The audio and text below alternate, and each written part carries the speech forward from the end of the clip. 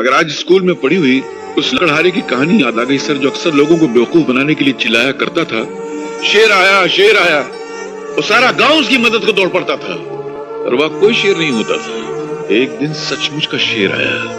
उसने तो बहुत चिल्लाया कि शेर आया, मगर उसकी मदद को तब कोई नहीं आया। वही हाल मेरा भी है आज सर।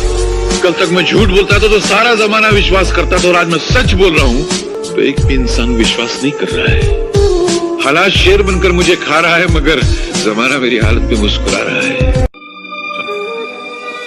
इस दुनिया में लाखों ऐसे बूढ़े हैं जो या तो अकेले हैं या बेमुरव्वत बेगैरत औलादों के बाप हैं, जो भूख से तड़प तड़प के मर जाते हैं, मगर उनके मुंह में पानी डालने वाला कोई नहीं होता है। अनगिनत अपाहिज हैं जिनकी तीमारदारी करने वाला कोई नहीं है। करोड़ों ऐसे नौजवान हैं जो पढ़ना चाहते हैं, पर गरीबी और मुफलिसी के मजबूत हाथ उनके हाथों से वो किताबें छीन लेती है, वो पढ़ नहीं सकती।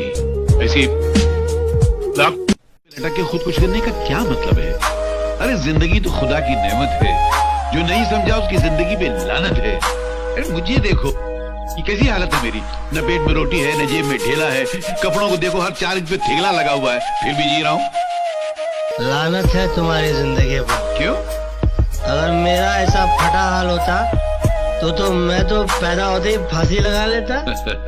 तुम्हारा हाल तो इस वक्त मुझसे 1000 गुना बेहतर है। अरे साला इस संसार में कौन भिखारी नहीं है, सब भिखारी हैं। हम पेट के भूखे हैं, रोटी के पीछे भागते हैं, इसलिए रोटी के भिखारी हैं। ये साले दौलत के चाहने वाले दौलत के भूखे हैं, इसलिए दौलत के पीछे भागते हैं, दौलत के भिखारी हैं। ये कुर्सी को चाहने वाले वोटों के पीछे भागते हैं, क्योंकि ये वोटों के भिखारी हैं। अपने मन से देखो तो इस संसार में हर इंसान हर घड़ी किसी न किसी चीज के पीछे भागता रहता है। हर इंसान किसी न किसी चीज का भिखारी है। फर्क कितना है कि कोई भिखारी जिसकी तकदीर अच्छी होती है वो अच्छाई बटोर लेता है, और जिसकी तकदीर खराब होती है वो बुराई बटोर लेता है। क्या माँ, गाली तो गरम गरम दे रही हो, चावल बासी दे रही हो। ऐसा चावल चूहे नहीं खाते, तुम मेरे खिला रही हो। अरे चाचा, तू कहीं का महाराजा नहीं, भिखारी है भिखारी।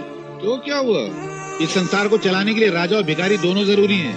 राजा टैक्स लेता है तो भिखारी भीख लेता है। राजा महल में राज करता है तो भिखारी तुम्हारे दरवाजे पे आके फरियाद करता है। राजा इंसाफ करता है तो भिखारी बाकी खाना साफ करता है। तुम्हारे दरवाजे पे आके अगर मैं भीख मांगता हूँ ना तो तुम मेरे पे एहसान नहीं करती हो, मैं एहसान करता हूँ, मालूम। एक अकेला दुख है जो चेहरे बदल बदल कर इंसान के सीने से चिमटा हुआ रहना चाहता है, मगर इंसान इतना बेवकूफ है कि उस वफादार दोस्त को ठुकरा कर बेवफा सुख की तलाश में भटकता रहता है। अरे सुख तो बेवफा तवाइफ की तरह है, जो आज इसके पास कल उसके पास। अगर इंसान दुख से दोस्ती कर ले तो फिर जिंदगी में कभी उसको सुख की तमन्ना ही नहीं रहेगी। तो मोहब्बत से मिटा जरूर है, मगर मोहब्बत के फलसफे को नहीं समझा तू। बहुत ऊंचा फलसफा है, और मैं यहाँ तेरी शरारतों को रब्बू करने आया था। तेरी बदतमीजों को रब्बू नहीं कर सकता मैं जा रहा हूँ। अरे क्या, मुझे किसी की जरूरत नहीं है। अरे जब मैंने अपने दिल में रहने वालों के जाने का अफसोस नहीं किया तो घर से जाने वालों की परवाह क्या करूंगा। ये मेरा इस्तीफा है। इस्तीफा?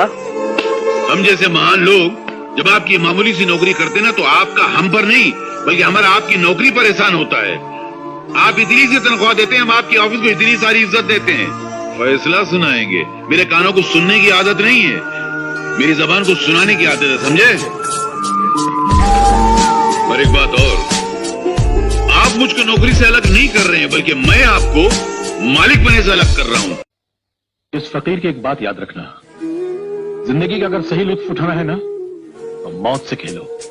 सुख में हंसते हो तो दुख में कह लगाओ, जिंदगी का अंदाज बदल जाएगा। बेटे, जिंदा है वो लोग जो मौत से टकराते हैं, मुर्दों से बदतर है वो लोग जो मौत से घबराते हैं। दुख को ठोकर मार, दुख को अपना। अरे सुख तो बेवफा है, चंद दिनों के लिए आता और चला जाता है, मगर दुख तो अपना साथी है, अपने साथ रहता। ये अनाथ आश्रम सब नाम के होते हैं, असल में ये मुसीबत आश्रम होते हैं। अनाथ आश्रम में जो बेचारे बच्चे पलते हैं वो भूख प्यास गरीबी जुल्म मार सहते सहते बड़े होते हैं, और जब बाहर निकलते हैं तो आदि मुजरिम बन चुके होते हैं।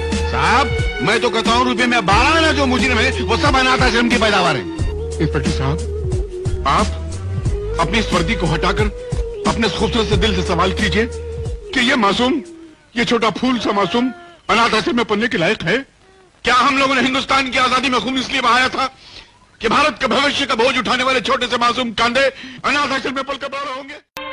कसूर तुम्हारा नहीं है बेटे, मेरा है। मैंने कांटों को इज्जत की जमीन पर बोकर अपने खून से सींचने की कोशिश की थी, पर मैं भूल गया था कि कांटे सिर्फ जख्म दे सकते हैं, खुशबू नहीं दे सकते। जीते रहो बेटा।